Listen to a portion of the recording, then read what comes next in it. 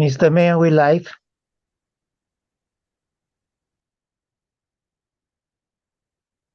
Thank you, Mark. Today is November 1st, 2023. The time is 7:05 p.m. and I am calling to order the Baldwin Park City Council regular meeting.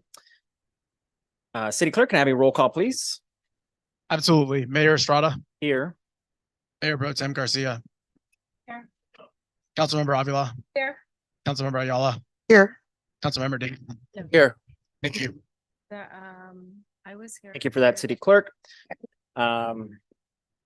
This moment, I will ask Pastor Jackson to lead us in an invocation.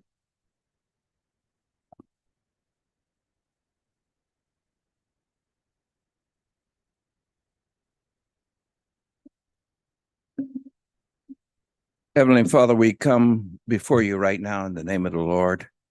We thank you and we appreciate you. And we thank you for giving us the right and privilege to come to your throne of grace, that we may find grace and help in time of need, Lord. And as we look at the world situation, this is a time of need that we need you in every issue, that you would touch the war in Israel and Palestine, touch the war with Ukraine and Russia, touch the wars that they're going on everywhere and the conflicts behind the wars. We need you to bring forth peace. And we understand that we won't have peace until the Prince of Peace come, but we still can cry out to you and say, we need you. We need you in our schools. We need you in our homes. We need you in our businesses. We need you with our children. We need you with the city officials and our government officials. We need you in every area of our lives. And we're asking you, Father, in touching the city council and the mayor, and giving them wisdom and knowledge and understanding and how to govern this city where there's division and turmoil everywhere. Lord, we're asking you to touch in the police department and our chief, giving him wisdom in what to do for our police department, our fire department as well, Lord, in every aspect of our governing body. We're asking you to put your mighty hand upon it. In the name of the Lord, we pray. Amen.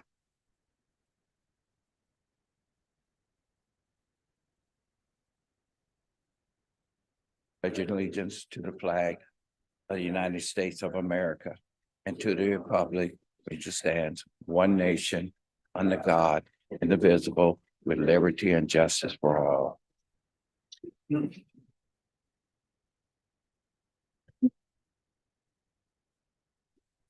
City Attorney, is there anything to report out of closed session? Thank you, Mayor. Earlier tonight, the City Council met in a special session to go over the closed session items. All members of the council were present except for Councilmember Avila. The items are listed on the special meeting agenda and include Rookley versus City of Baldwin Park, Cade Investor Holding versus City of Baldwin Park, Rendon versus City of Baldwin Park, and Tier 1 versus City of Baldwin Park. In those matters, City Council had presentations from legal counsel. We have no reportable action. I should also add that in the matter of Rendon, Councilmember Garcia stepped out of the room for that one and was not present on the Rendon matter.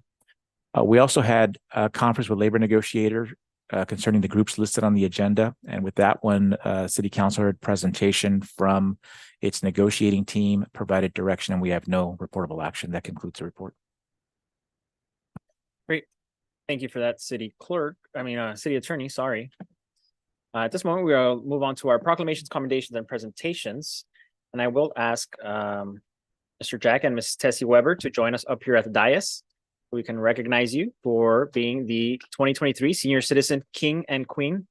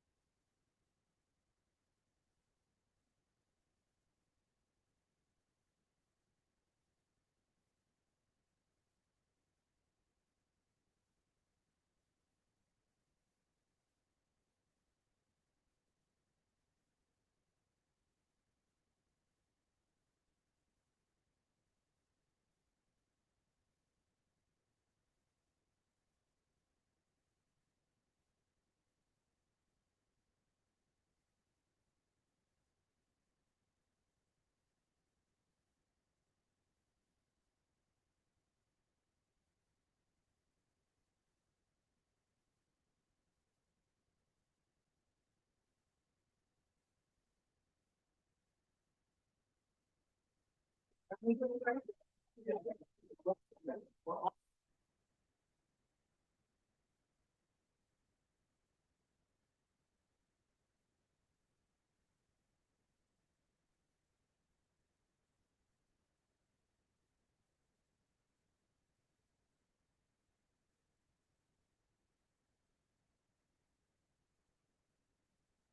right.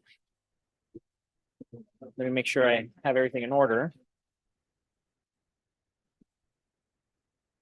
We have a plaque for you.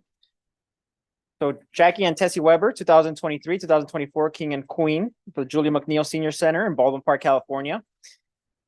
Mr. Jack Weber is of American German descent and had a 20-year career as a senior security officer at the Getty Museum. He enjoys hobbies such as fishing, playing loteria at the senior center, and even karaoke. Mrs. Tessie Weber was born in the Philippines and worked for a corporate office at Union Bank for 25 years before retiring. Her hobbies include baking and planting flowers. And together they have been married for 48 years and have 4 children named Eric, Catherine, Cindy, and Fritz.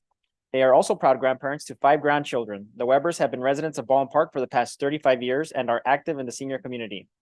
Doing activities like senior excursions and attending monthly birthday celebrations, they are a wonderful example of a loving and engaged senior couple.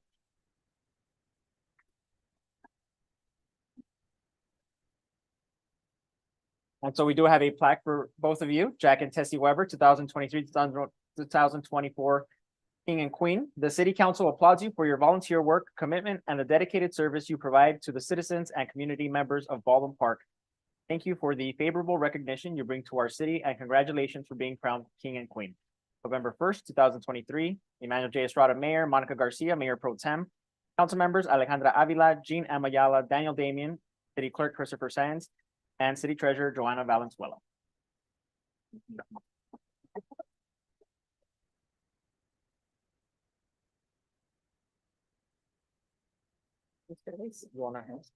Where's the, okay.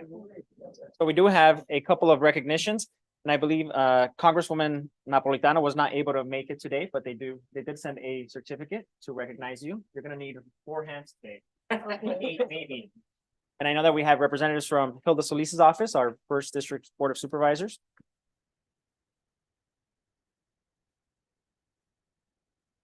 Hi, good afternoon. I'm presenting a certificate on behalf of Supervisor's office.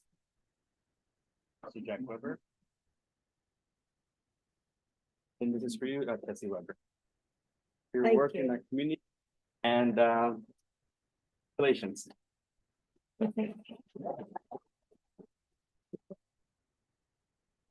And then we have a representative from Blanca Rubio's office, our assemblywoman for the 48th district.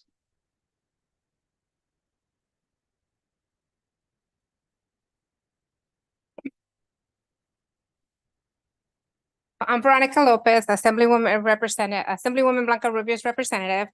I am here to congratulate Jack and Tessie Weber. One of the things that I love, that I enjoy doing, part of my job as Assemblywoman representative, is to congratulate and acknowledge and uplift the community. And one of the things is that I love to honor our community members who do so much for the city that they reside in.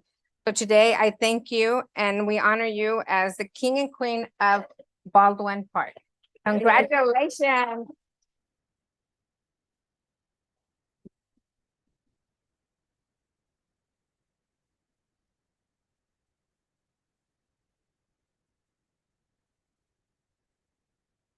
Next, I'd like to welcome Carla. She's a representative for Senator Susan Rubio's office for the 22nd district. Good evening, everyone. My name is Carla Cardenas, and I'm here on behalf of Senator Susan Rubio, congratulating Mr. and Mrs. Jack and Tessie Weber on their win. On behalf of the California State Senate, it is my honor to recognize you as the Baldwin Park Senior Prom King and Queen. Thank you for being a valued member of our community and for being a great example to follow. Congratulations on this well-deserved honor, and thank you for representing the city of Baldwin Park with pride. Congratulations.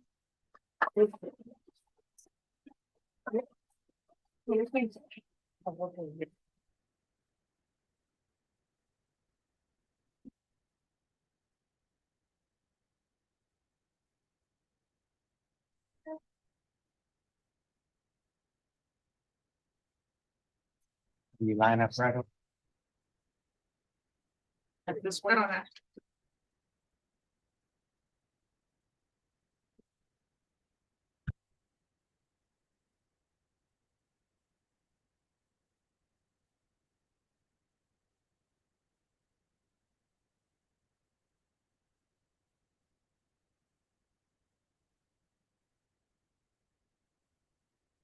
A little bit closer, please. Okay, we're gonna take a few pictures. Okay, count of three, 1, 2. Camera.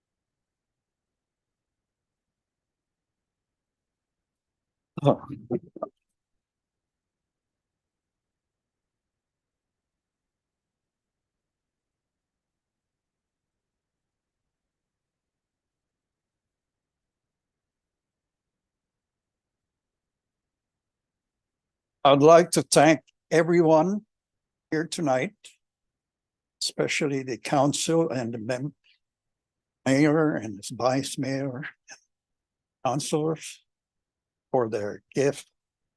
I'm due to a mild stroke.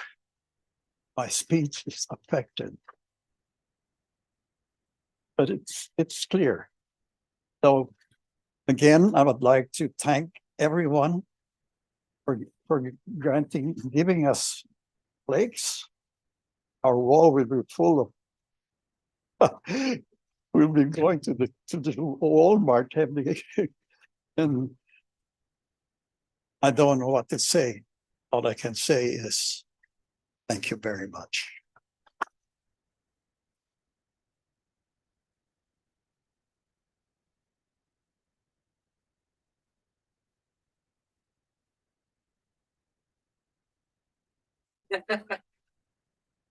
But I can. Hello, everyone, and good evening. And I would like to thank you all from recognizing us to be a senior king and queen, and hopefully we can serve more in the community. And thank you so much for everyone. That's it.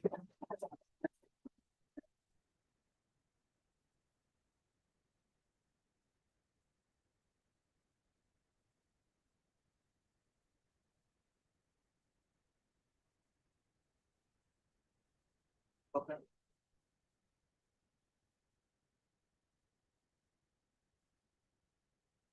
Oh, yes.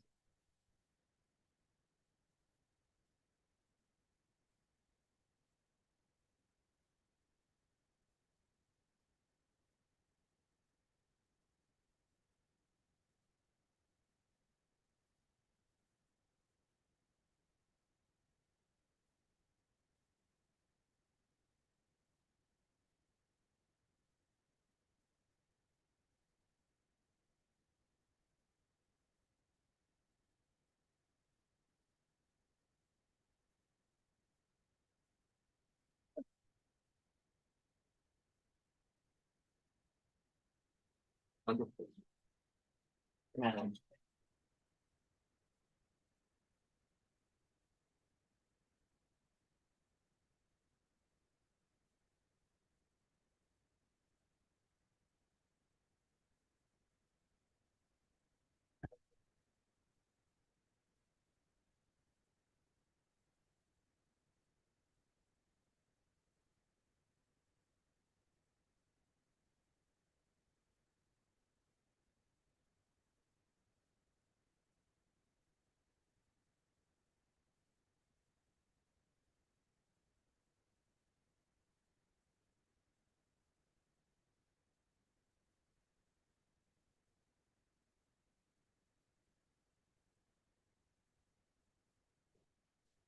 All right. And so next we are going to continue. And our next presentation will be held off for the next council meeting. Yes, other than acknowledging Albert Trin, who's sitting in for Rose, our finance director, and then we'll introduce Albert formally at the next council meeting. Very nice.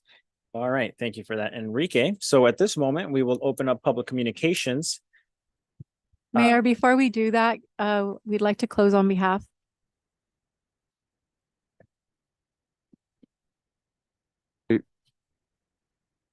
Yes, Mayor, on behalf of Mayor Pro Tem Garcia and myself, we'd like to close on in the memory of Cindy Montañez, a pioneering political and environmental leader for the region and the state. I'll just read something about her. For Cindy, the seeds of her drive to fight for her community were planted before she was even born. Her grandfather, a miner in the Mexican state of Zacatecas, died before she could meet him, an early death caused by his line of work. He was a miner. And Cindy would say, my dad told us, whatever you do, you've got to fight against the people who oppress our people and the exploitation of the land, because the two go together. Cindy said in an interview,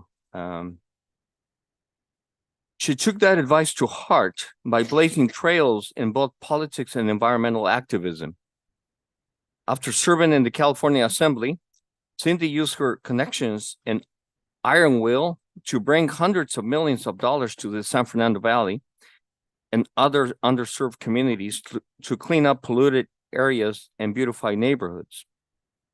The San Fernando City Council member, she was a council member in the city of San Fernando, passed away after a long battle with cancer. She was 49.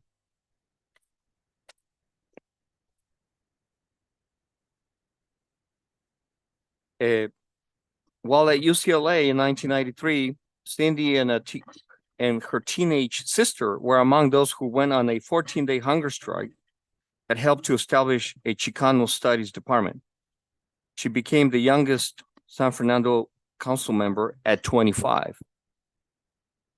And also the youngest woman elected to the California State Assembly at 28. After leaving Sacramento, Cindy became an assistant general manager at the Los Angeles Department of Water and Power, which is where I first met her, playing a crucial role in pushing the agency to use cleaner energy and create a better water capture. Shy by nature, but at ease in any crowd, she became the CEO of Tree People in 2016, making her one of the few Latinas in charge of a large US-based environmental nonprofit organization.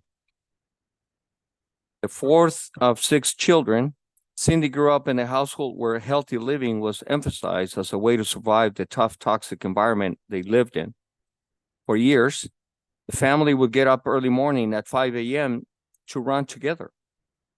They also would drive to the Central Valley on weekends to pick crops, then sell them back home. At 12, Cindy began to spend her summers volunteering anywhere and everywhere. Street cleanups and park cleanups, as an example, the Special Olympics, Juvenile Hall at hospitals, even to help with Pope John Paul's visit in 1987. She entered UCLA as a math major and quickly joined the school's vibrant Chicano activist scene. Education is important to me, she told the press after the 9 days into a hunger strike. The connections she made during that time propelled her toward politics. She began working for then Councilmember Alarcon. His mentorship helped Cindy win a seat in the San Fernando City Council in 1999, then achieve her assembly milestone 3 years later. In the assembly, Cindy made national headlines for authoring the so-called Car Buyers Bill of Rights, a consumer protection bill that was among the first of its kind. In the weeks leading up to her death, former colleagues and political heirs including our very own council member, Mayor Pro Tem Garcia, publicly honor her. The California legislature declared her birthday, January 19, to be Cindy Montañez Day. The San Fernando and LA City Council renamed as City Montañez Natural Park the area around the Pacoima Wash, which Cindy had long advocated to remake it as a green space. Last week, the Los Angeles Unified School District voted to rename the Gridley Elementary School in San Fernando in honor of Cindy. Cindy is survived by her parents, Margarita and Manuel Montañez, along with siblings Ezequiel, Maribel, Miguel, Robert, and Norma. So in her memory, we close.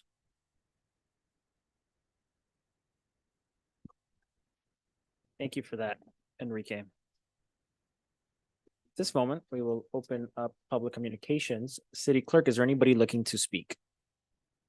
Yes, Mayor, at this time we have received one common speaker card from Crystal Chumney with the LA County Library System.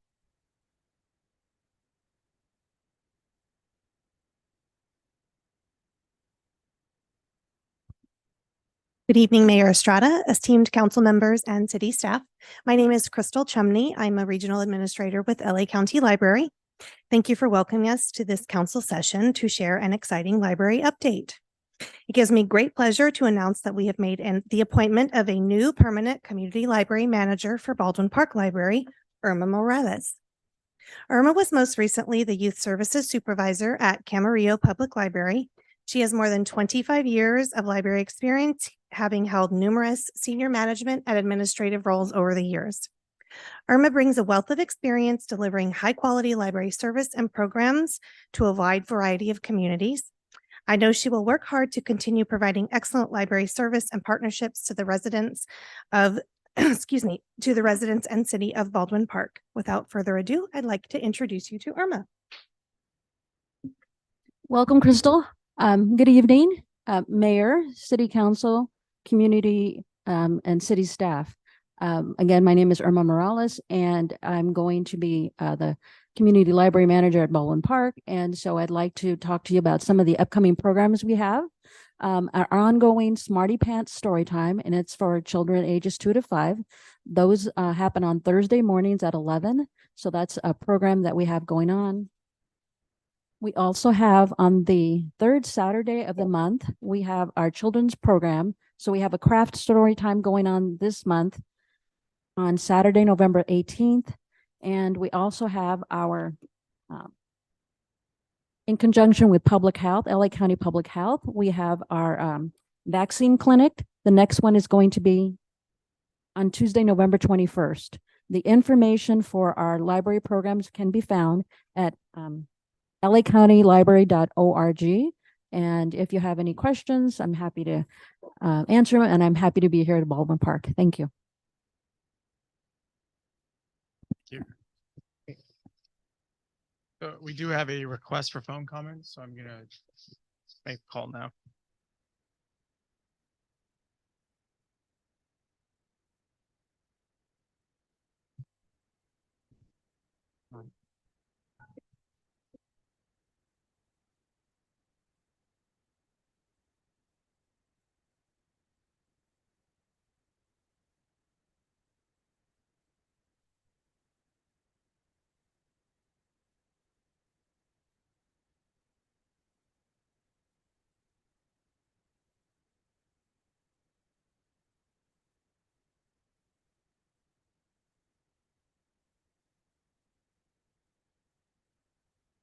Hello.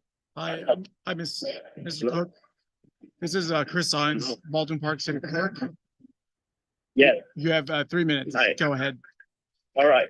Hi, I'm on the phone. The mayor and council member, as I'm speaking today because I was very disappointed that the other week I saw that a very long-time citizen of yours, upstanding citizen John Rios, had his flag destroyed by protesters, had his gate broken. The police didn't do anything while these protesters were standing in the middle of the street. if any of you know my history, I'm all for free speech, but these people were doing more than protesting. They were destroying property that didn't belong to them and pretty much picking on someone that was elderly. And on that same day, when the police didn't come out, guess what I saw? I saw 3 Baldwin Park SUVs in West Puente eating tacos and chilling and hanging out. And, 6 police officers were doing nothing that day, that same night. And if you look at what the Fontana Police Department did, they got rid of those protesters for blocking the middle of the street and for doing these kind of things. And I think that, this police department, I don't know what's wrong with this night shift, but it's not the first time I've had problems with them. They don't want to do reports. They don't want to do citations. They don't want to do these things. And, it's a problem with the leadership. There has to be a vision. There has to be a purpose. They have to understand that they're here to enforce the law, to keep the city safe, and not just spend city time and city money eating tacos in a different city. And I don't understand what the problem is with enforcing the rules. I don't want anyone to necessarily get punished, but there needs to be some levels of discipline. There needs to be order, and the police officers should be held to a higher standard. That's all, and I'm just tired coming up here telling you guys this. I mean, it's pretty obvious. So, okay, and that's it. And thank you for my time, and I hope that something gets done, and, there's better enforcement for the officers and employees in general. Thank you. Thank you. Good night. Mayor, lastly, I have one written comment, a request to read it out loud. So Mark, if you can run the clock.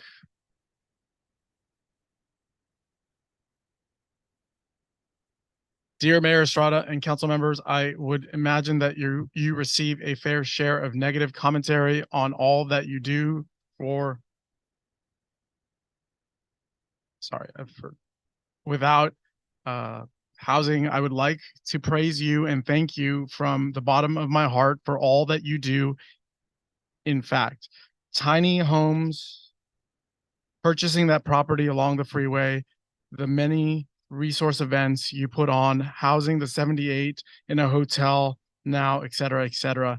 I am so impressed with your exemplary example to our nation of how you care for those in need. You are truly living the gospel, and what is more important than that, you deserve recognition from the state and federal governments in the example you are showing others. That may never come, but God does have an eternal plan and reward for each of you in those decisions that help to give assistance to the poorest of the poor. P.S. And sure, there will be those that say, sure, easy for her to say, she lives in Monrovia. To that I say, if our city officials only had the courage and willpower to do all that you do, or even some of what you do. God bless you and thank you, Carol Daly, Foothills Kitchen, Monrovia, and St. Vincent de Paul Immaculate Conception Conference. Thank you.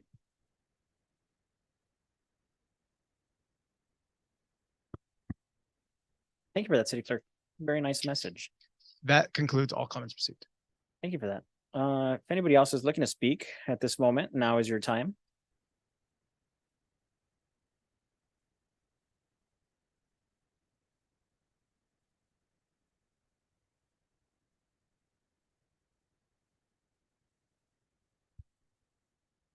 Greg Tuttle, business owner. First of all, I'd like to thank the mayor for clarifying what his thing was going to be at the end of the thing, so I didn't have to wait all night. And also, I want to thank Ron, and I hope that we can get together here and have a meeting with Enrique, you, and your supervisor, and we get this thing done with the code thing with the vendors and all the stuff straightened around. So thank you for your talk today on that. Mr. Damian, I don't doubt your word, and I'm shocked that the video cameras actually work at the park out there, but I will make a public request tomorrow to see the video because I would really love to see that video. Okay. The other thing is my phone was blowing up after I left this special meeting tonight of people complaining about the police department. And the main complaints that they have The officers are too lazy to make police reports. And we have a good example, again, Mr. Rios waits 5-6 weeks. He still hasn't got his police report on his car, his daughter's car being totaled on the street. This is inexcusable. And the excuses are, well, you don't need a police report. You don't need that. If you request a police report, you should be able to get one. That is their job. I'm sorry they have to type. We have computers now. Maybe they can do it a little faster and do spell check on top of it. But they're required to do that. These excuses they're making is not right. Also, the towing. If you have a car, I had called on a car that was totally demolished on the front end, but it got left out there for the 72 hours because they wanted to allow the people to fix the car and take it away instead of having it towed. But a person came up to me and was telling me that the officer came out there and says, oh, well, your car's going to have to be towed. Well, he called AAA, which we're using Royal Coaches. And guess what? Well, it's going to be over an hour. The officer says it's got to be moved now. It was next to the curb, no interference or nothing else. So then he had to pay $400 to have Royal Coaches tow it over there. This is not right. We need to straighten out this police department, our new officers, and educate them. We need to do the law the right way, okay? And take care of the citizens and protect us. When we have riots in the street, come and protect the people there. Don't let this run amok. This is not right in this city. And I think that we need to, I don't know what it's going to take, but it's got to happen. And the vendors, the illegal vendors that are coming in here, the businesses that are not licensed and all that, it's not right. And I will support it as long as it takes to stop these Edwins and all these coming into this city. Thank you so much for your time.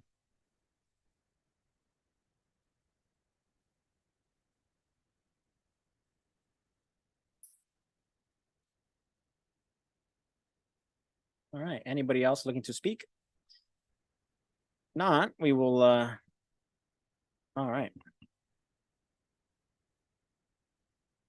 Oh, Mr. Mayor, Council, Greg Orozco, resident, business owner, etc. Just a word, I got a message today from resident regarding a crosswalk down the street. I hope all you guys seen it, and hopefully we can address that. Halloween was yesterday. Many of my neighbors know that I'm helping the city with the SOC committee, etc. So they've been leaving little messages in my mailboxes to help them address you guys in a lot of city works projects from curbs being orange, and they give me the address to go look at it, and I seen a lot of orange curbs or sidewalks that are uplifted and uprooted, right in front of the Main Street here in front of Baldwin Park, Bank of America. There must be a gallon of orange paint there with the sidewalks uplifted there. And they're asking me to ask you guys, is there a city number to call, who to contact for Public Works? They asked for speed bumps on Athol in between the bridge and Francisquito there. It's a raceway kind of thing to slow them down a little bit to making a curb red on that corner of Athol and Francisquito. And that crosswalk is another problem because cars are doing 50-60 miles an hour on that street. There is a crosswalk there now, but blinking lights or anything to slow down the cars or let them know there's people there.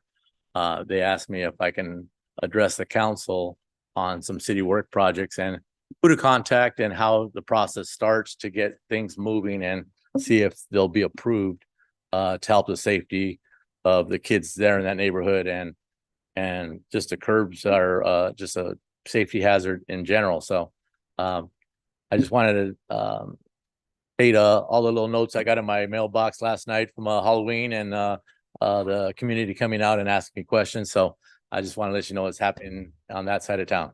Thank you.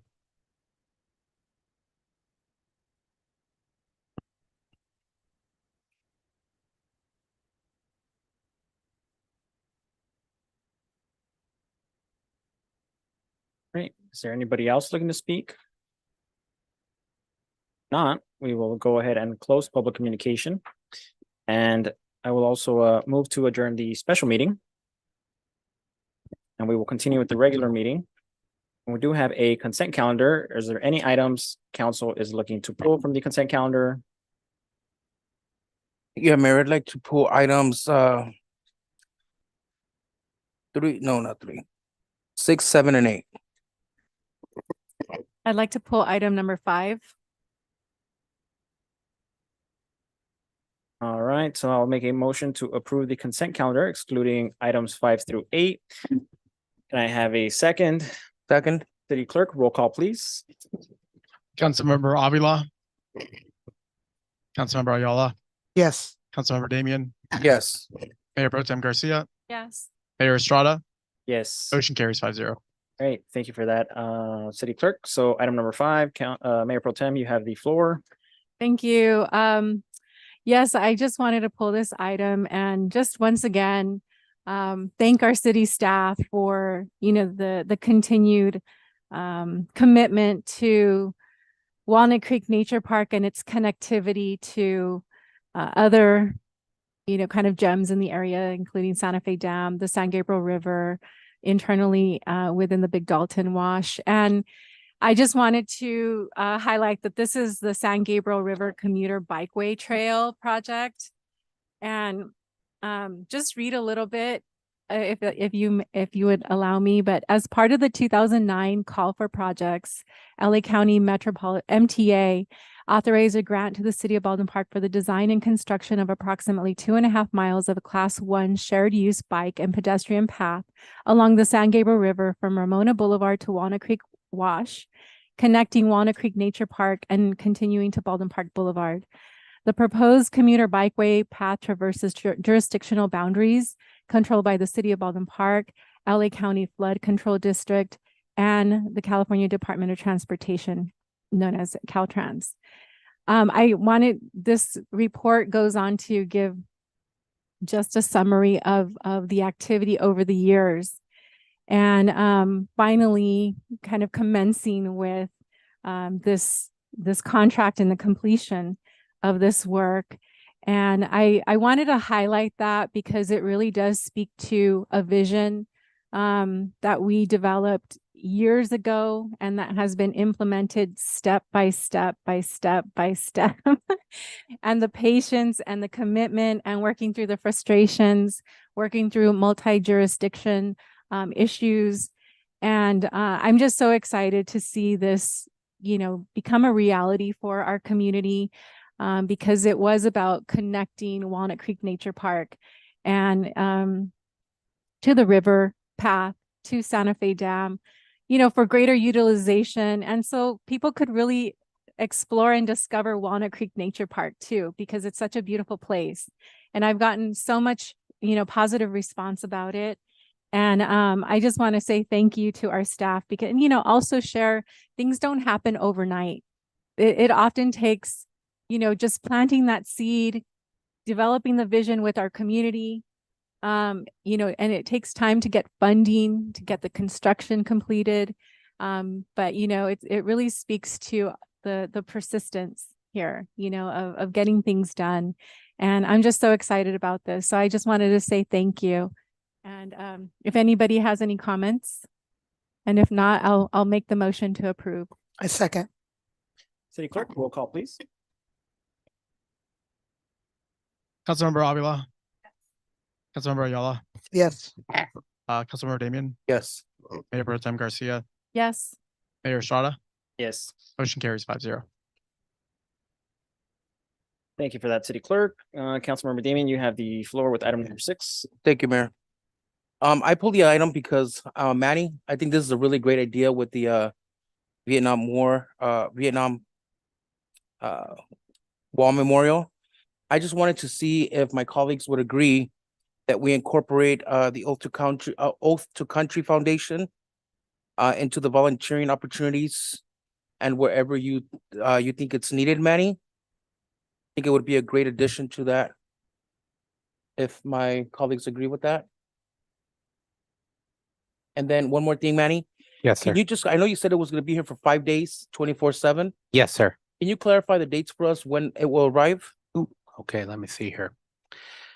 It is the dates. I want to say, I don't have the dates memorized in my head. I believe it is March 17th through the 17th, 18, 19, 20 through the 21st or 22nd, but is it approximately those dates? As soon as we confirm with the vendor, they will give us the specific dates, but it is I believe they were saying the third month in March. So if that's Perfect, okay. correct, maybe the 17th through the 22nd, but I will confirm in council communications within the next week or so. Okay, good. But we will promote this on social media, the marquee, the Ball and Park Now. It is definitely a time for the community to come together to pay their respects to all of the fallen soldiers. Thank you. This is a great one. Anybody else have anything to add? If not, I'll go ahead and make a motion, Manny, passing this item, adding Oath to Country Foundation. I second. City Clerk, roll call, please. Councilmember Avila. Councilmember Ayala. Yes. Councilmember Damian. Yes. Mayor Pro Tem Garcia. Yes. Mayor Estrada. Yes. Motion carries 5-0. All right, thank you for that, City Clerk. Item number 7, Councilmember Damon, you have the floor. Thank you, Mayor. Manny, again, these are all yours. Manny, so I see that you're allocating or you're wanting to allocate of the 188,689 that we have still remaining from the ARPA funds for the senior excursions. Want to allocate 100,000 of that to complete the senior meals. I know that we've got what is it that we have right now? 315 seniors receiving the meals? Yes, we have approximately 315 participants enrolled in the program. We have approximately 50 to 70 on the wait list that are rotating in and out. If a participant misses one pickup and does not notify the department, then they are removed from the program and we pull from the waiting list. So what I was thinking was, I know that we have the holidays around the corner, and I've spoken to a few seniors where this has really helped them out because they're on the fixed income. So it's really helped them out without having to go really grocery shopping. So if my colleagues agree, well, first I want to ask you, Manny, if we were to allocate an additional $20,000 to $30,000, that would leave the excursion fund with anywhere from $58,000 to $68,000. If we allocate an additional $20,000 or $30,000 to these $100,000, would it jeopardize the excursions for the seniors? No, I don't believe so. I believe we have enough money to make it through the end of the calendar year for 2024. The money is being spent on a monthly basis, but with all honesty, we probably have a little bit more than we can utilize at the time. So reallocating even additional funds may be beneficial for the seniors because food insecurity is a significant item on their list. Yeah, and then I would also hate to leave that money on the table if it's not exhausted through the excursions, then we, have to reallocate it again or maybe lose it. So do you think that if we allocate an additional 30,000, it would be good, leaving the 58,689 left over for excursions? Would that be enough for the seniors to cover? Yes, I think that's a very good idea. We could definitely utilize it for food insecurity. And with the holidays right around the corner, we have November and December and possibly even January, we could make the baskets a little bit larger.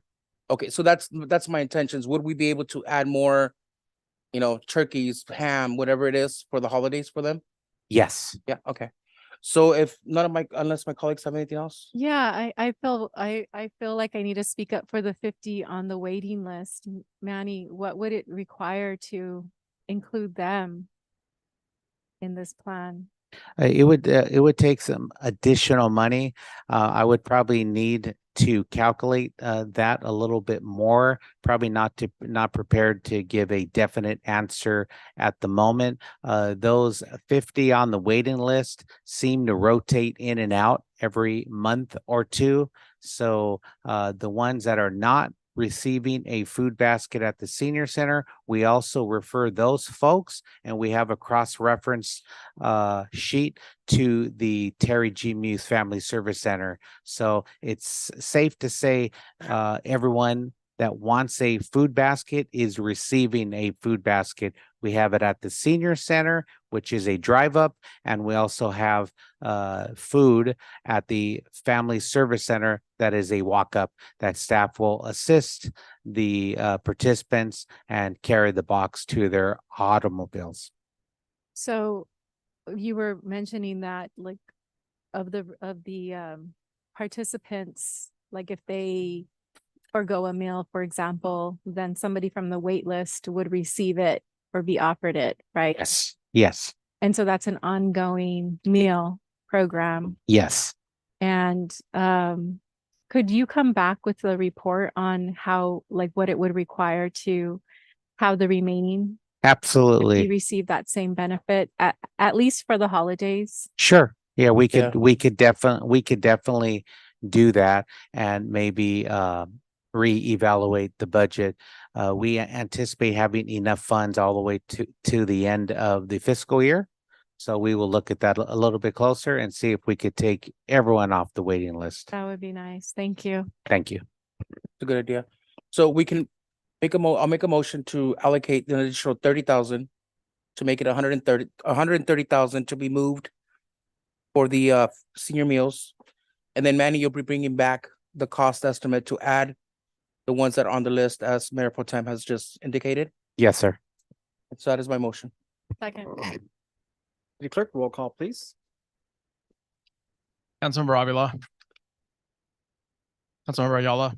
Yes. Councilmember Damian. Yes. Mayor Pro Tem Garcia. Yes. Mayor Estrada. Yes. Motion as amended carries. Thank you for that, City Clerk. So at this moment, we are at item number 8. And Councilmember Damian, you have the floor. Thank you, Mayor. And this was just really brief. I just wanted to pull this item because again, Maddie, I just wanted to thank you for taking the lead on getting this to the drawing board. I'm excited to finally see that we're gonna start working on some renderings for the park on the north side on Main. Hate to see that we purchased a lot and it's just sitting there and not being built out. So just wanted to pull this item because I'm excited to actually see it on the agenda. And I have no questions other than when can we get this started? Yeah, I believe we will probably start right after the holidays, if not a little bit sooner, with public engagement. Perfect. So we are going to have community input? Oh, absolutely. Okay. Maybe we want to start advertising that so we get at least 2 months going, because you see what we're going through right now with the SOC. Yes. So that way we can try to get some community input, especially in that area on the north side. Try to get those neighbors around there, involved in the design process of that.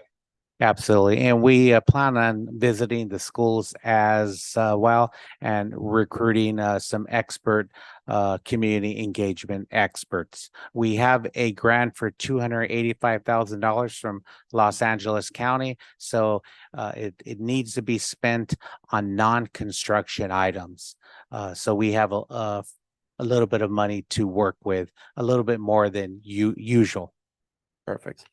Thank you. Unless anyone has anything to add? No? So I'll go ahead and make a motion to approve item 8. Second. City Clerk, roll call, please. Can I confirm who the second? The mayor. Councilmember Avila. Yes. Councilmember Ayala. Yes. Councilmember Damian. Yes. Mayor Pro Tem Garcia. Yes. Mayor Estrada. Yes. Motion carries 5-0. For that, City Clerk. So at this moment, we are at the public hearing and we have item number 10, resolution number 2023-035, a resolution of the City Council of the City of Baldwin Park, California, declaring its intention to vacate an alley between Bogart Avenue and Downing Avenue pursuant to Streets and Highways Codes 8300-8325. Mayor? Yes, Sam. If I may, before we go into the public hearing, I'd like to make a quick correction to the staff report as a matter of entering into the record. The staff report referenced a development of 57 multifamily residential units. The number is actually 51. 51. And so pursuant to the Streets and Highway Codes, we are proposing tonight the public hearing to open a public hearing to declare the intent to vacate an alleyway. And so following the Streets and Highway Code, we need to do this as a two-step process. First, you declare the intent to vacate, and then you set a subsequent meeting 15 days or later to hold another public hearing that orders the vacation. So we have prepared a 3-slide presentation if you wanted to see the location of the alley, so we can walk you through that. Should the council want to see it before the public hearing? Yes, okay.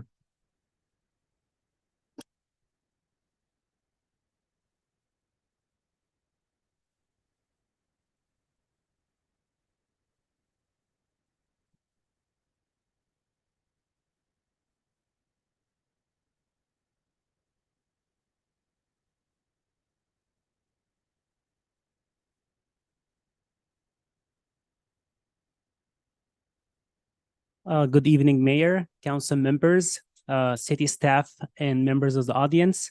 Today, I would like to present to you a very quick presentation to intend to vacate an alley. As we can see here, this is the existing condition. The address of this location is 14617 Ramona Boulevard. This is a picture of the actual alley. The alley is right now serve as an access way of 2 parcels. And actually those 2 parcels have been purchased by the developer. And right now considered to be part of the project. This is a top view of the alley. As we can see it here.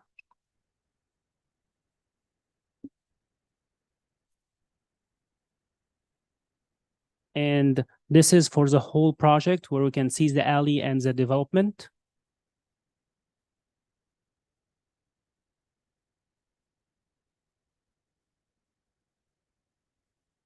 So this is going to be the proposed improvement.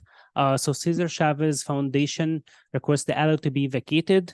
And for that, they would like to develop about 51 unit multi-family residential units.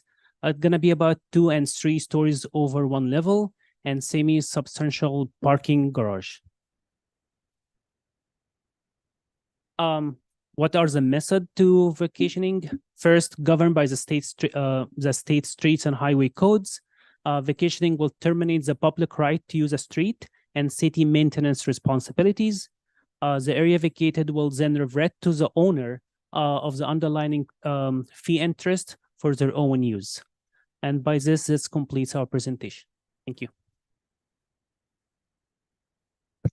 So with that, we'd like to ask the council to open the public hearing, and after the public hearing, consider approval of a resolution number 2023-35, entitled "A Resolution of the City Council of the City of Baldwin Park, California, declaring its intention to vacate an alley between Bogart Avenue and Downing Avenue pursuant to the Streets and Highway Code 8300 through 8325.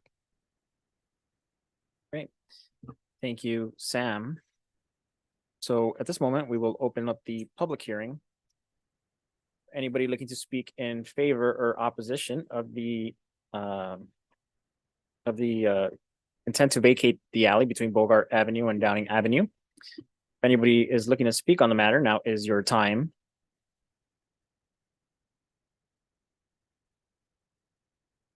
All right, so seeing that nobody is looking to speak on the matter, I'm going to go ahead and officially close the public hearing and give the floor to the council. Yeah, I have a question. So Ron, this will come back to us in greater detail, the proposed project. So that proposed project is the vacationing of the alley was a condition of approval. So this falls within that. This project is the unique project that does not allow for discretionary approval. So it's administratively approved based on the project being that it's 100% affordable and near transit. Yeah, we did a presentation in October of last year.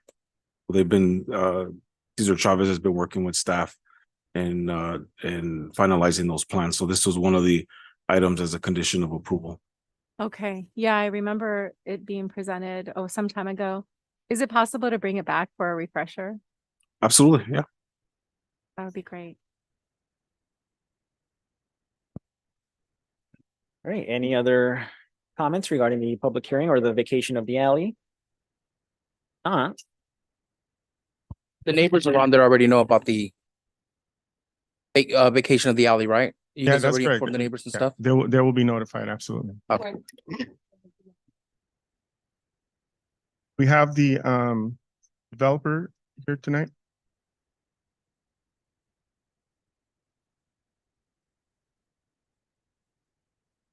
Good evening, Mayor. Good evening, City Council and staff. I'm George Lopez. I'm the Director of Real Estate for Cesar Chavez Foundation. I actually come with good news. After 3 years of working on trying to get the public financing to develop the project, we're on the preliminary award list for the California Tax Credit Allocation Committee for next Wednesday to get allocated tax credits. And barring some unforeseen events, we'd be in position to move forward and close the construction financing, which would put us, which would require us to close the construction financing no later than first week of May of 2024, which is exciting news because we can, we're developing 51 units for large family, multifamily housing for those individuals from 30% AMI to 60% AMI. So for LA County, between $26,000 per year up to about $88,000 a year. In addition to that, we have 18 special needs units dedicated for survivors of domestic violence. And we're teaming up with Downtown Women's Center, which is a very reputable social service provider. When we reached out to the previous landowner, it was always our intent to consolidate the parcels. At the time, the alley made sense, given that it was a single family parcel and then you had the commercial component. Now that we're moving forward with consolidating the parcels, it currently restricts our ability to develop the site efficiently. So we're requesting City Council to allow us to vacate that alley and develop these 51 units. If any questions, I can answer them.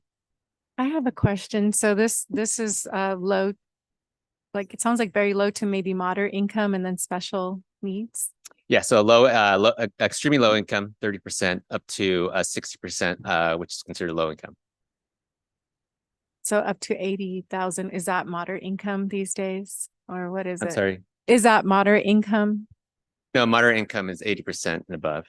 So like 80 to Oh. 125, 120. So it's extremely low to low. Low income, correct. And then special needs. Yeah, we'll have a component of special needs for dedicated for survivors of domestic violence, for those fleeing situations of domestic violence. And so the vacation was a condition of approval. So in a way, that is a discretionary, right?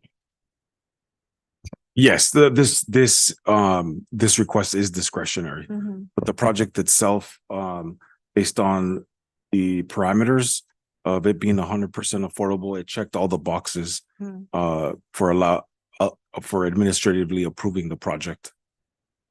This was the same process for Retirement Housing Foundation. A couple years they're getting close, but that project also met that requirement. And if anything falls through, I mean, not that it will, but in case, is it reversible, the action tonight? I apologize. What was the question? Yes, so part of the process is that if there is no development, the city it reverts right back to the city. So the city will be the first to be able to take over the land.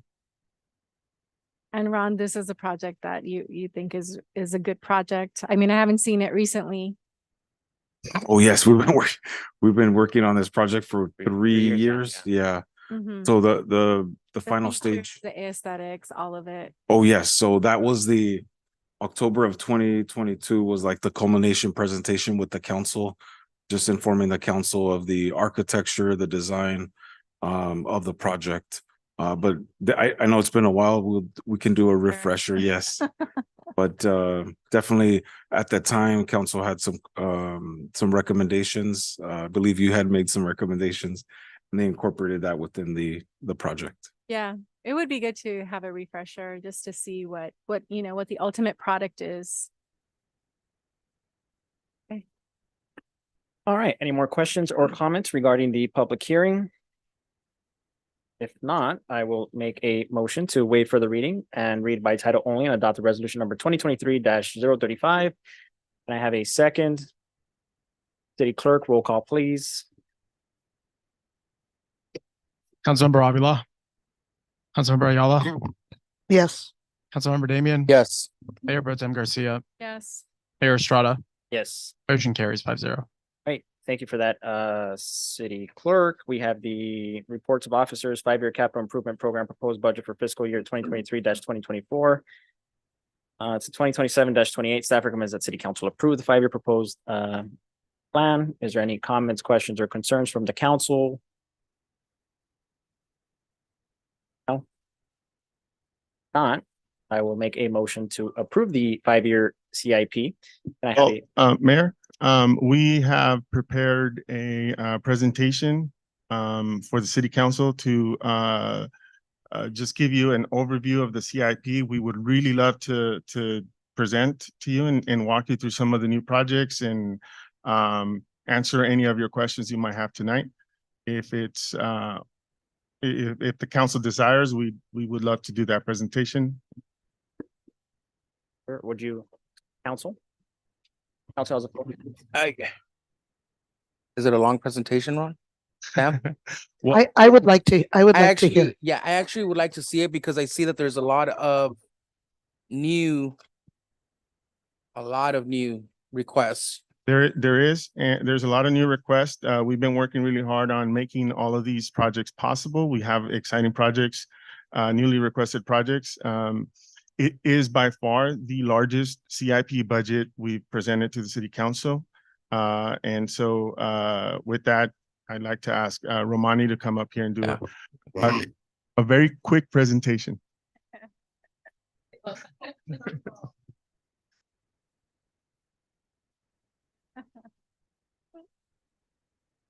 Even have the backhoe replaced.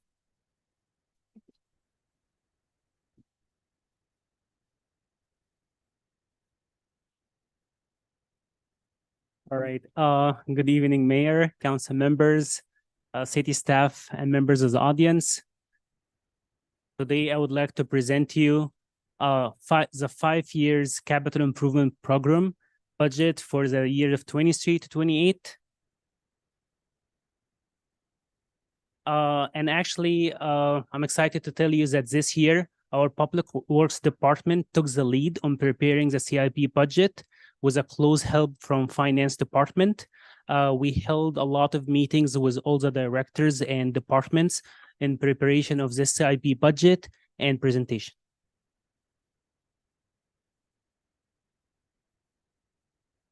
So tonight in our presentation, it's going to be divided into 3 main sections. The first one is the CIP overview, where we're going to go over the existing budget and proposed one. Then we're going to go into more depths of each department budget. And finally, and as usual, we go into our questions at the end. So CIP overview. So the proposed budget for the 5-year capital improvement program, it's going to be about $65,420,000, which of course includes all the carryover projects. And the CIP budget of the current fiscal year is about $56,693,000.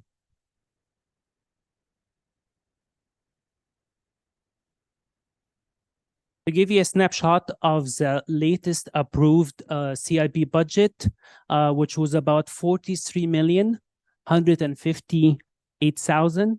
And this is a breakdown of each department. As we can see here, in which finance and community development at 0.2% for each, administration at 2.3%, police department at 4.1%, recreation at 5.2%, and as usual, our public works department takes the biggest piece of the CIP project at 88%. The proposed project, the new one, gonna be for about 56,693,000. And this is, as you can see here, this is the breakdown where we can, give me a second, where we can see that our finance department went down to 0.1%, community development went up to 0.5%, administration went down to 1.2%, police department went down to 1.7%, recreation went up to 6.5%, and finally our public works department increased about 2% to about 90%.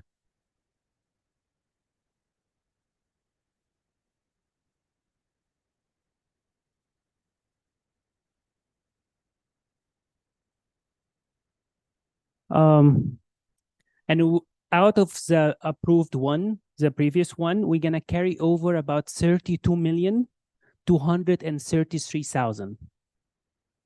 And we are requesting about 24,460,000 added funds for the current rollover projects and for the new ones, the new projects.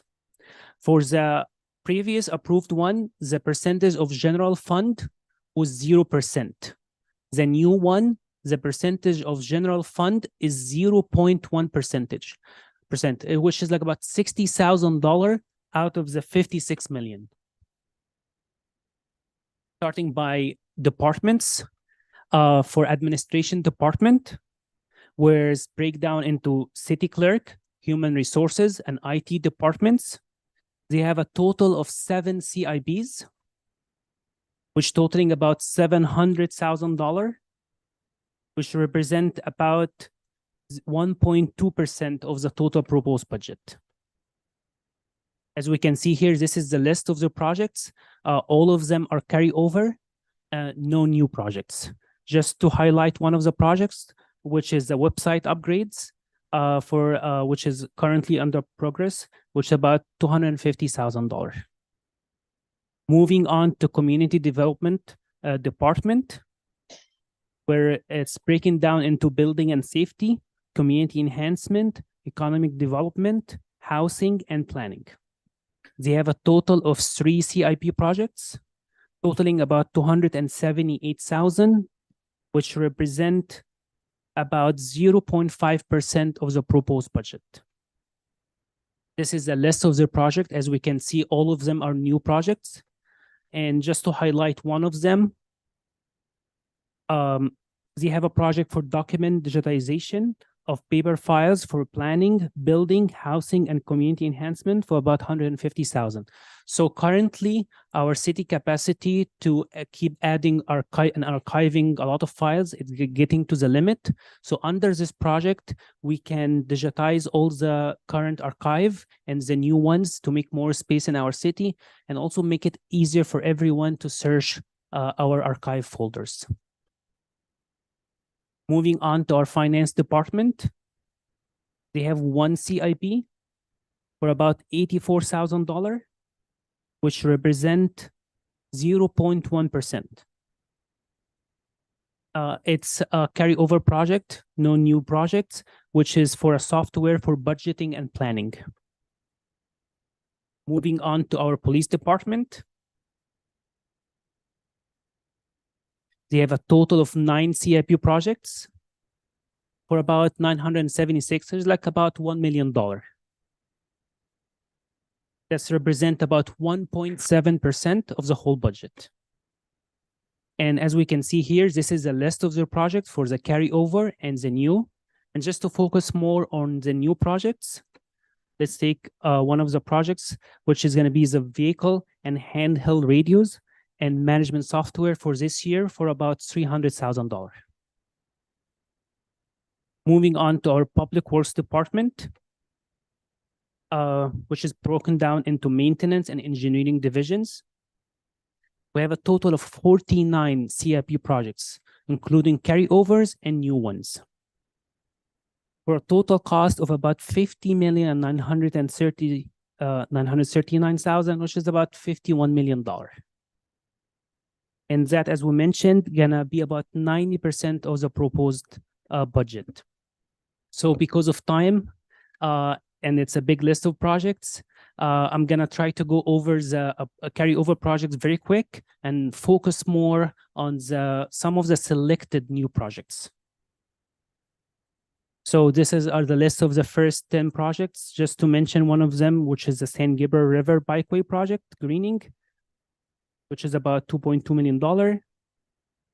Next, another 10 projects, just to mention one of them, which is the City Hall improvement, which is about $2.4 million. And this is the third list. And let's focus now more on the new projects. For example, the backhoe replacement. The existing backhoe right now has been in service for almost 30 years. So it got to its limit where it's time to replace it. So we're happy this year that we have fund to replace the existing one, which is going to help our maintenance division and serve our public. Also, we have another project, which is Los Angeles Rehabilitation Project, which we're gonna replace the pavement of the street, sidewalk, curb and gutter, ADA ramps, and improving the existing bus stops. And I'm happy to announce that we applied for a grant through Metro for about $2.2 million.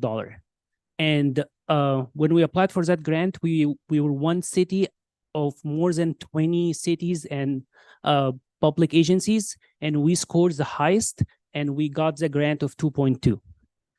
To add to that good news today, we also got another grant approved from Foothill Transit for the same project. And we are in line for a third grant through CalRecycle.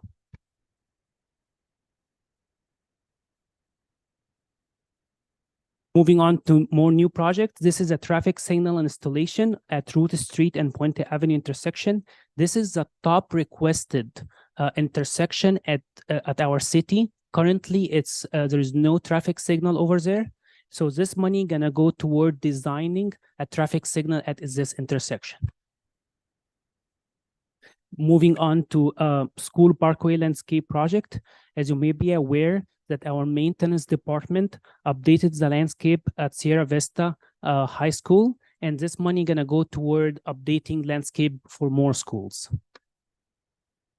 More projects like replacing 3 patrol vehicles and police lighting equipment, also on ATV vehicles for police and public works. So the ATV gonna help our police department to patrol Socolo Park and the Pikeway project.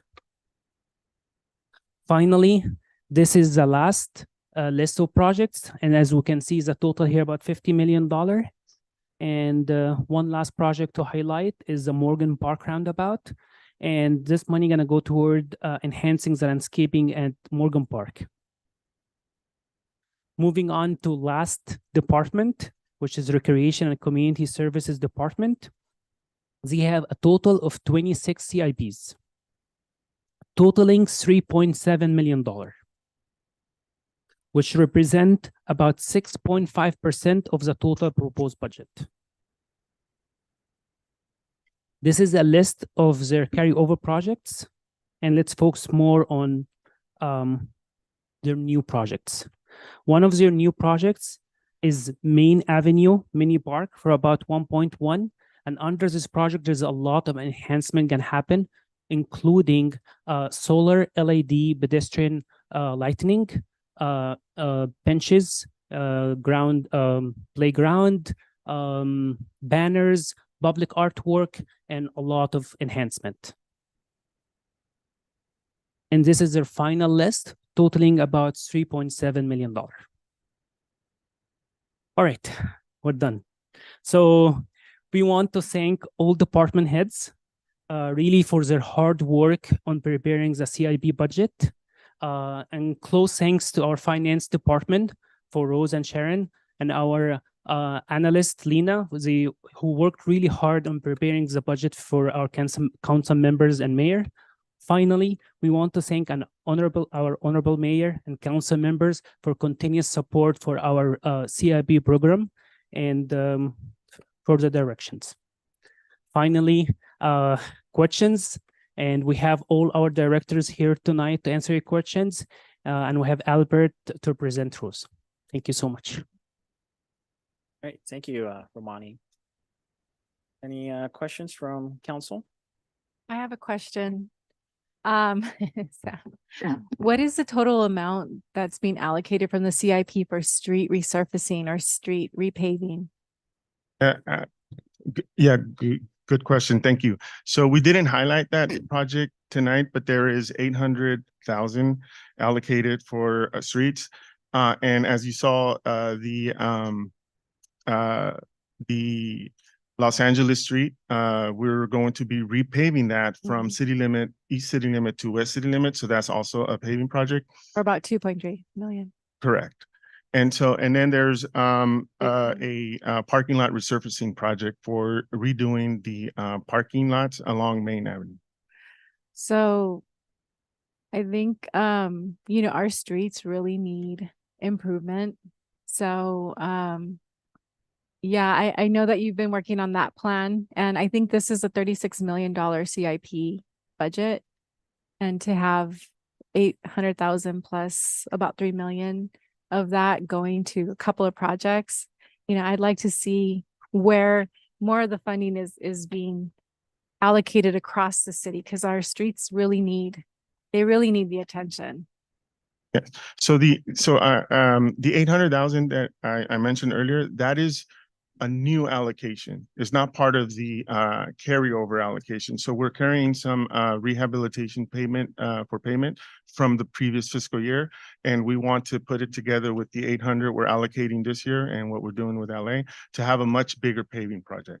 And so once we get closer to having it, the street selected, and we'll bring it back to the council to let you know how much we're going to be able to do. It's going to be quite a bit. That's significant. Okay, thank you. Go on. Yeah, that was one of my concerns as well, is the amount that we're allocating to the street repairs. But I did have a couple of questions. I didn't see the new family service center on there. I know that we had given direction to start exploring for the new family service center. And I haven't heard an update. I don't know if anyone else has, but I haven't heard an update on that, and I didn't see it on any of the projects here. Is it?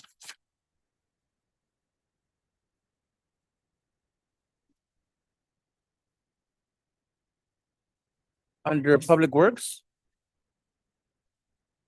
Recreation Community Service, about halfway, it says New Family Service Center. Oh, there you are, 90,000. 90,000. Got it. I seen it. Okay. Yeah, so Sorry about that, Sam. just to add some clarification, council member, this 90,000 was actually approved by the city council last year, and what got the ball rolling. But this year, we're moving it away from community development where it was at last year, and we're adding it to Parks and Recs. Parks and Recs will be taking the lead on the project, and we'll be supporting. Got it. Okay. And then there was a question that came up. Give me 1 second. So for the police, under the vehicle and handheld HT radios and management software, that's got nothing to do with the radios that you currently need, right, Chief? Yes, sir. It does? Yes, That cover yes, the- it does. But that doesn't cover all the radios you need, right? Is It it doesn't. just The total cost for the radios is 1.3? 1.3 million. So how many radios would this cover? Josh?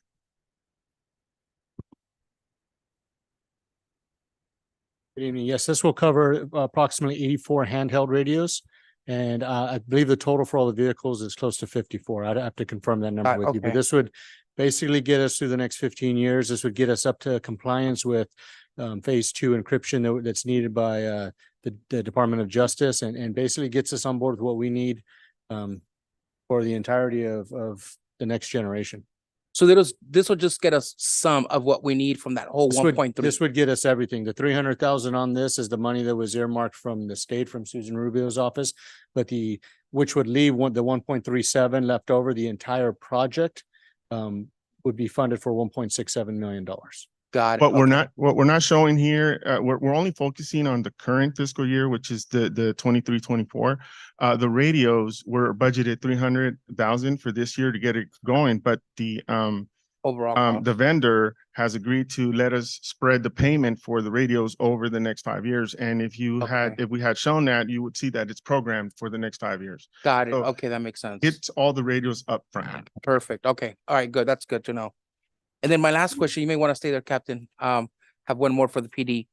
So you mentioned that the ATVs were going to be used to patrol the Zocalo Park? That is, go My ahead. understanding is for is it the Emerald Necklace? It would be for the Emerald Necklace project that covers the wash area. And Okay. So it's not going to be patrolling the actual Zocalo? no, it's more Okay. for the Emerald Necklace area. Okay. Pearl necklace okay. and yes, Walnut Right. Creek. Perfect. Okay. And so Yeah. that includes also an ATV for Public Works for the same location for maintenance activities. Perfect. Okay. Okay, that's the questions that I have. Thank you. Great, thank you. Very good. Okay, well, that concludes our presentation. Great. All right, if there's no more questions, I will make a motion to approve the CIP. Can I have a second? City Clerk, roll call, please. Councilmember Avila, Yes.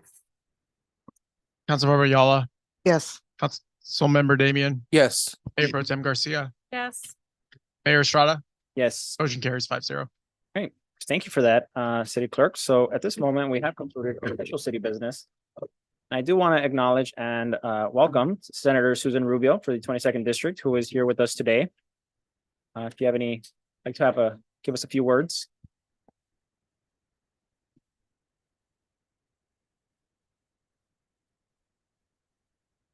Good evening, Mayor, Vice Mayor, and council members. Thank you for the opportunity to say hello. I was hoping to be here earlier to acknowledge the King and Queen, one of my favorite events to attend every year, but I wasn't able to be here earlier. I was presenting a legislative update to another city, but I hope to coordinate with your office and make sure that I give you also a legislative update.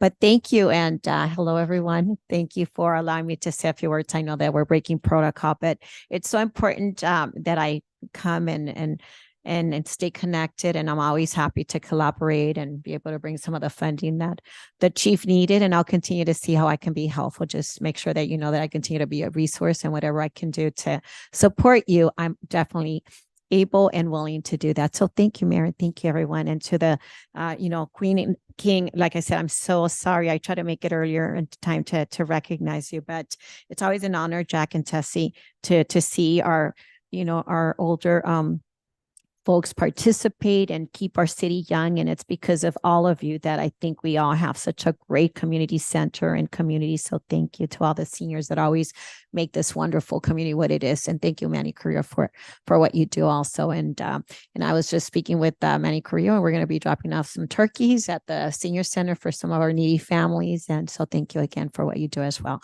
And that's it. Hope you have a wonderful evening. Thank you, Mayor. Thank you, Senator.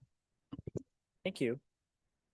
So we will continue with City Council, City Clerk, City Treasurer, staff requests on communications. And I do have one that I put on here, and I have another one I didn't. I do want to ask that we work with the LA versus Hate for LA versus Hate Week, potentially with LA versus Hate and the school district. They might be able to provide some content, and we might be able to do something citywide. And it's very, very important. City has done a lot of work. We've pushed forward with Pride Month and our first Black History Month celebration last year. And we've done a lot of work to make sure that we are diverse and inclusive. And I think that this is a perfect opportunity to continue to showcase that and let our residents know that there are resources and services for them if they ever feel that they have been a victim of a hate crime or they want to report some sort of hate. So it's very, very important that we do this, especially with our youth, so that they are aware of those resources. And then the next one is have a discussion regarding time limits for permitted street vendors. So we currently have a permitted street vendor who parks along Ballin Park Boulevard. So one of the biggest issues here is that he's only able to park for 15 minutes. And it makes it complicated since it is a food truck. He's gone through the processes, he's gotten his permit, he's gotten his licensing, he has insurance. So I think it is important for the city to work with vendors that are doing their part to follow the processes that we've laid in place. Obviously, moving every 15 minutes when you're selling food and trying to charge and trying to cook and trying to serve is not very feasible. So I would like to see a discussion and some sort of mitigation of this to make sure that we are doing our part for those that are doing their part in following the processes that we've asked them to do. So if that's something that we can discuss and something that we can even currently put a pause on or give them more time in the meantime while we figure out something more permanent, that would be good. And just keep in mind that it's only one current vendor that we're dealing with in this situation. I think it's a perfect time to fix it before it becomes a bigger issue.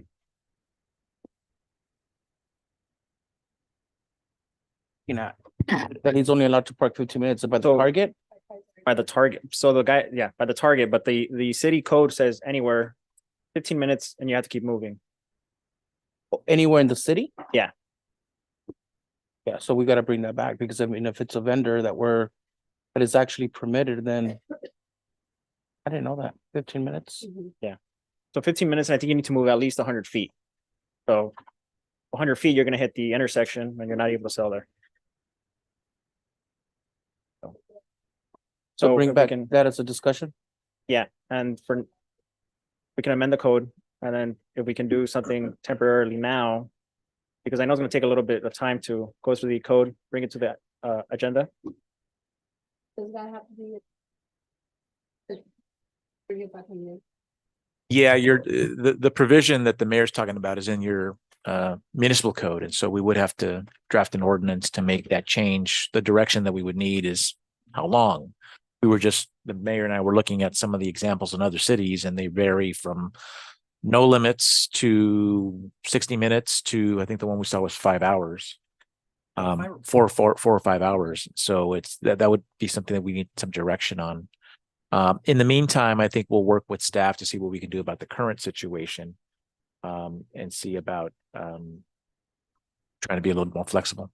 So we could do that even though it wasn't on the actual agenda. Well, he put it on. the Well, top. we'd have to bring it back for just full discussion to get some direction and give you some more background information about it. But we could do something in the They should be able to give us direction now to see what discretion we may have Right.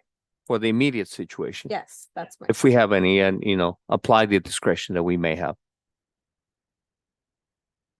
Yeah, and that's what I was talking about. I think we'd have to talk internally about how we could be more flexible with the current requirement. And that can be done before we hold Yeah. anything official, correct? Okay. Perfect. All right. Any other, and then just want to make sure that we get festive for the holidays and decorate ahead of time of December. And then council, any other comments, questions, concerns? I just want to make a comment. I know Sam, I've been on your team for a while and I appreciate the fact, I know you updated me on the entrance to Baldwin Park with the fountain not being up to date. And I know we have had a lot of problems with the homeless destroying the equipment there, and that's why it falls apart, the plants die. I saw that it looks beautiful. First, I saw the pictures, but I drove by today and it does look beautiful. I appreciate you taking care of. As I mentioned before, let's work on having that additional budget at all times or a plan A, so that as soon as something breaks down, we have something in place so it doesn't last as long in that state. So thank you so much for working on that. I appreciate all the work that you do. I don't bug you just to bug you. It's just that it doesn't look right. It doesn't look good. And the residents come to me and ask, what's going on with the entrance of Baldwin Park? Now Monty looks better. And when they say that, I say, no, it's going to get better. So thank you for working on that and taking care of it. And I know moving forward, you said you will have a plan in case something like that happens again, so that it can be fixed immediately. And I know you're working on a plan so that it doesn't get destroyed, so they don't have access to the water lines and whatever else, the electrical that goes with it. So thank you. It looks beautiful. Great. If there's no more comments, questions, concern from council and staff, I will move to adjourn the meeting. Can I have a second? All right, meeting is adjourned. Good night, everybody.